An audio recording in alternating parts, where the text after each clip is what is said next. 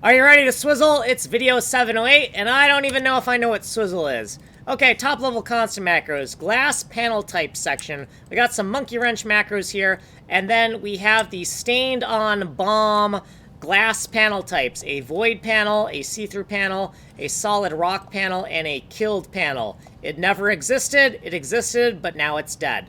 Okay, so right here we need some bitwise bullshit. So this right here is binary, this thing here, right? This thing right here is binary, this thing right here.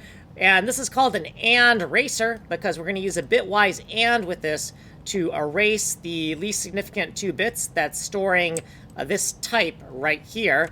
And then this is called a OR kill it because we're going to use this OR kill it to set the killed state, right? So we have the void, see-through, rock, and killed states that the panel can be in.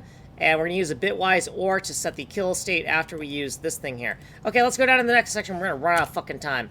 Okay, so in the SOB function section within our loader, here's some stuff. Pause here to read this stuff. I don't have any fucking time. Down here in our pixel loop, we want to get the component address. So we want to take the XY of the CuteBot memory and the texture memory and turn it into a one-dimensional index, multiply it by 4 to get the base addresses of our pixels, right? The byte address of the pixel.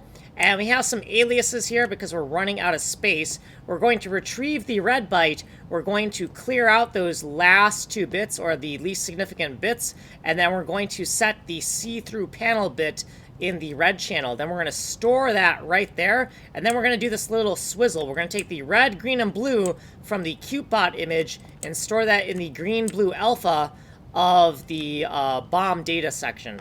Why? Why are we doing this swizzle? Well, because these are the unused bits of data that we don't need for any bomb data, so that's where this kind of hidden Easter egg feature is going to go, right? Because the bomb data is here, and then the glass panel data is here. Well, most of the bomb data is here. Obviously, 2 bits are being used for glass panel data.